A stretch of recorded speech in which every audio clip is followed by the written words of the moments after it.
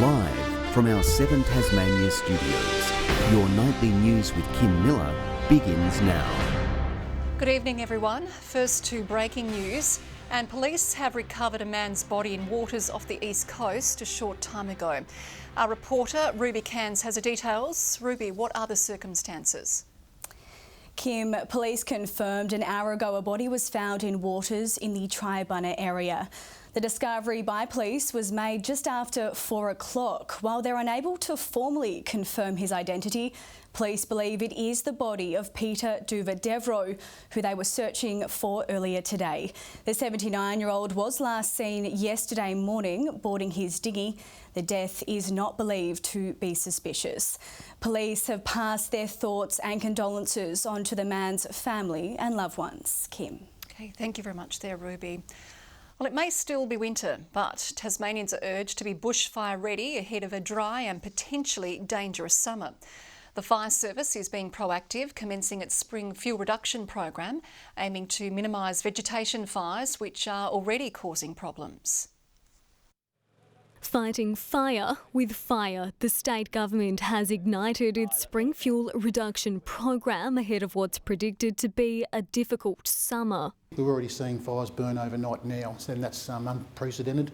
So we really are expecting the fire season to start early. 3 years of La Nina has caused significant rainfall and vegetation growth, which firefighters say will dry out quickly when winds pick up. The Derwent Valley is registering some very high soil dryness at the moment. The southeast corner of Tasmania is starting to dry out rapidly, and we'll see the east coast come online very soon. Tasmania is already one of the most fire-prone places on Earth, and with a changing climate, that means that we need to be able to adapt. Landowners urged to do their part in protecting the community and tackle their crops before it's too late. We'll have 40 burns covering 3,300 hectares for the Tasmanian Fire Service, and this builds on significant work that we've done since we implemented this program in 2014. Fire restrictions also said to have an earlier time frame. I would expect to see permits on in the southern part of Tasmania prior to the rest of the state. The state government and fire service are confident they have the resources to deal with a potentially challenging bushfire season. 15 faulty vehicles have already been replaced, with another 6 set to come online in the next 2 months. A small number have had to be moved on, but some significant engineering work, and I think it's a real testament to our people, the way that they've been able to bring the fleet back into compliance. Brianna Boylan, 7 Tasmania News.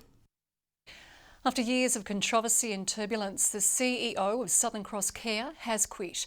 Robin Boyd joined the organisation in 2020 but never managed to gain the full support from those under her wing. Residents and staff hope her resignation will be a fresh and safe start for Tasmania's aged care sector. One of the key issues we've had with Southern Cross Care Tasmania has really been, over the last 8 months, the change proposal that was put in November 2022, which initially proposed to make enrolled nurses redundant. Southern Cross Care has thanked Robin for her dedicated service, appointing Chief Financial Officer Jara Dean to fill her shoes as Interim Chief Executive. New analysis has revealed Tasmanians were some of the hardest hit by the robo-debt scheme. With around 11,300 people affected, Tasmania was the most overrepresented state or territory in the country. The robo-debt program raised almost $1.8 billion in debts against hundreds of thousands of Centrelink recipients. A Royal Commission into the scandal recently handed down its report, with the federal government considering 57 recommendations.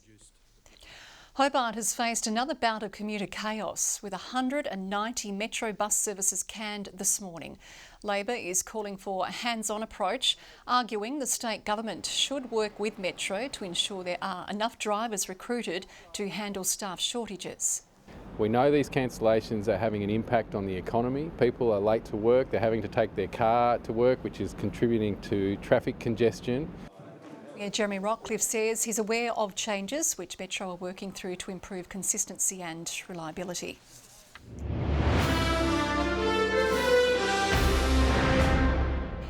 New drone vision has given a unique view into the progress of the newest Spirit vessel. The footage shows the ship's massive scale almost dwarfing its construction bay in Finland. Spirit 4 will have around 2/3 more vehicle capacity than its predecessors.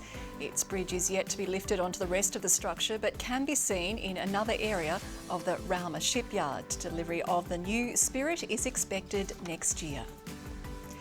A Tasmanian trivia business has been left scrambling to find new equipment after thousands of dollars worth of crucial gear was stolen. Its heartbroken owner is pleading for its return, saying the situation has left her feeling gutted. For Shanine Bagala, it's a way to connect communities. For the past year and a half, her team has been taking Tasmanian trivia to the next level. As time goes by, the same teams are coming every week, and slowly sometimes our teams amalgamate, sometimes there's romances, sometimes there's bromances. For trivia people, the key to success has been these: bright game show buzzers which keep players interacting and entertained. So if they know an answer to a question, they are smashing that buzzer as quickly as they can and as heavily as they can. But the fledgling business has been dealt a blow. A cruel burglar stealing one of her buzzer kits, as well as microphones, cables and a speaker from the home of one of Shanine's employees. There were break-ins on multiple cars and the garage was broken into, The theft blowing a $5,000 hole in trivia people's budget. The loss of it has hurt the heart a little bit, but the bottom line for the business has been hurt too. Police are investigating the matter, but why anyone would want to steal Shanine's equipment is one question the trivia queen can't answer. Without the software, without the program connecting these buzzers, they're really worth nothing. She's hoping when the thief realises her gear won't fetch a pretty penny, it doesn't just get dumped. So I really understand that people are struggling, but I'd really hope that they would find it in their hearts to return it. Annie Green, 7 Tasmania News. Tasmanian football took off 33 years ago when the state defeated Victoria for the first time since 1960, but remarkably, the famous team has never had a reunion.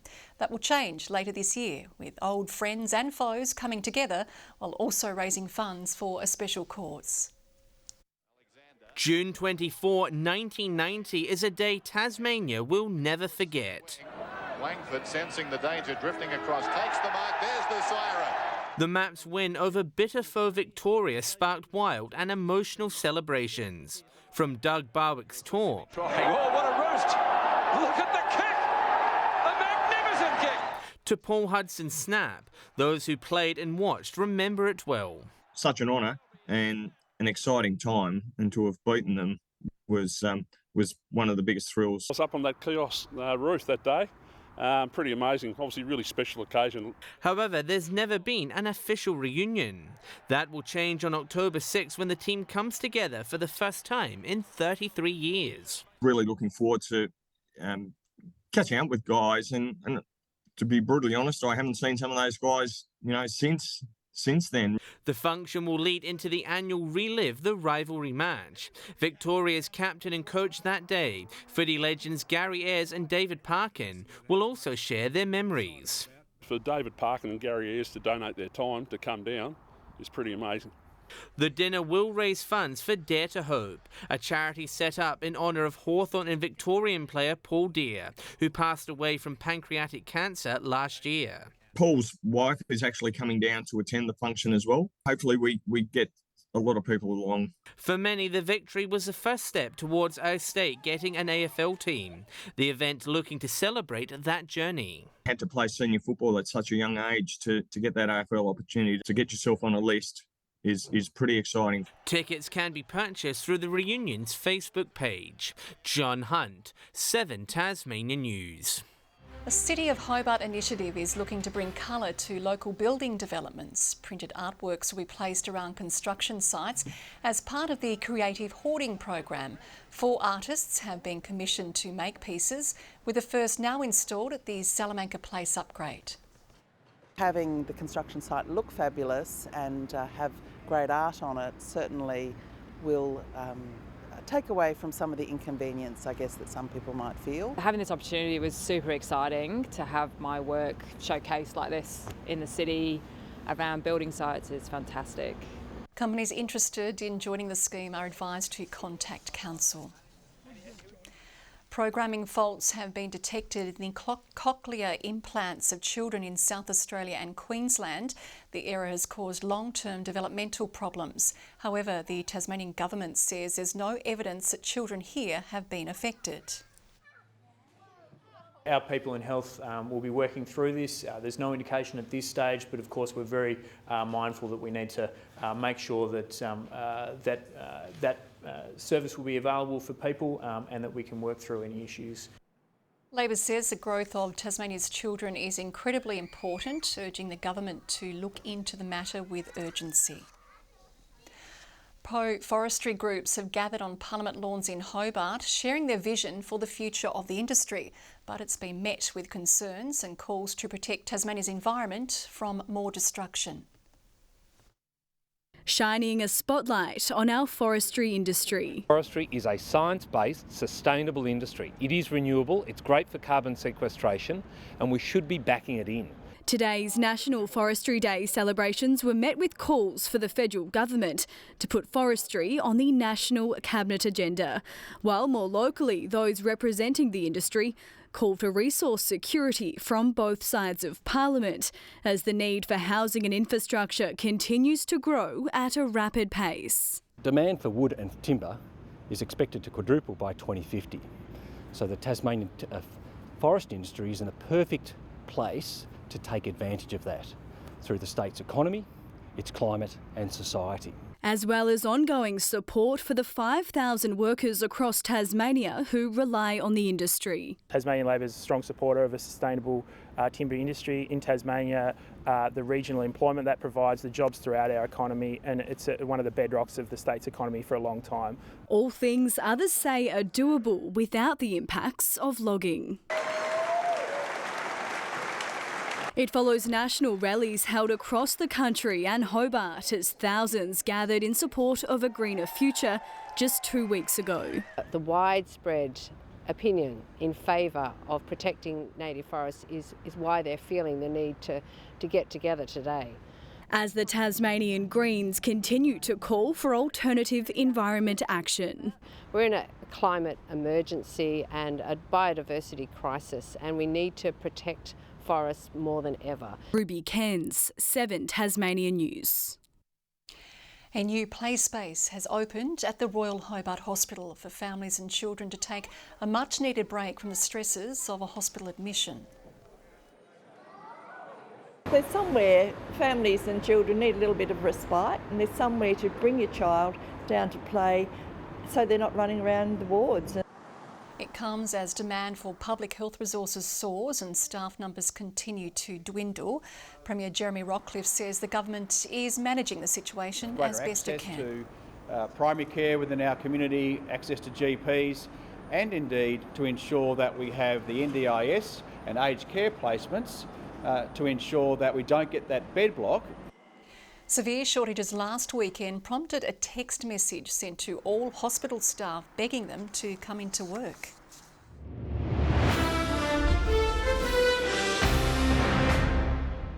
The Hobart Hurricanes have been given a boost, with opener Caleb Jewell signing on until at least 2026.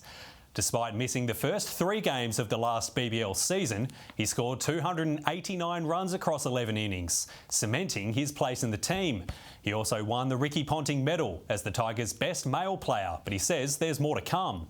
I haven't really shown what I think I'm capable of, but I think I took a step in the right direction last year, and hopefully now with 3 years left I can get to where I want to be. Jewell is keeping busy during the pre-season, flying to Queensland later this week to play for Australia A. To hockey, and Canterbury's men's side is confident it's found its groove ahead of the finals. The Lions defeated University on Saturday to book their spot in the Premier League top 4.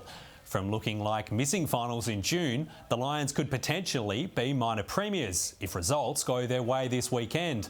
The club says everything is falling into place at the right time. It's just a matter of things starting to click and us being able to execute Canterbury's game plan, and now's the time we want to be coming into form, coming into finals. Canterbury's women's side will play finals as well for the first time since 2017. Players say it's a remarkable achievement considering where the players live. injuries and holidays. A lot of our team are also based up north, like myself. Trying to get down every weekend is a bit of a struggle. Both teams face Diamondbacks in the final round this Saturday.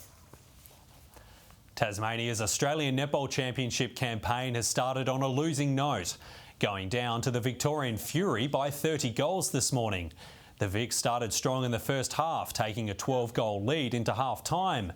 The Fury continued their hot form after the main break, overpowering the Wild to eventually win 75 goals to 45. Tasmania's next match is against the West Coast Fever tomorrow afternoon. And that's all in sport tonight, Kim. Thank you, Josh. The weather is next with Murph. Good evening. A much cooler day for Hobart today, 12 the maximum. Strangely enough, the northern centres all with the same overnight low and daytime high. A-Team was the top today, recorded by St Helens and Flinders Island. Friendly Beaches 17 degrees, Lowhead 15 and 14 today at Ouse, Strawn and King Island. Now here's the cloud pattern over us with Ross, our top rainfall today with 5 millimetres after Darwin Dam recorded 42 millimetres in the 24 hours to 9 a.m. A mixture of cloud is also over southeastern Australia, mostly cloud-free over the interior, with low cloud pushing over the southern tip of WA. Tomorrow a cold front brushes our south coast. The next high is centred over Adelaide. A couple of inland troughs complete the picture. West to northwesterly winds at 10 to 20 knots over the east, but as strong as 35 knots over the southwest. Swells building to 7 metres. We have a gale warning.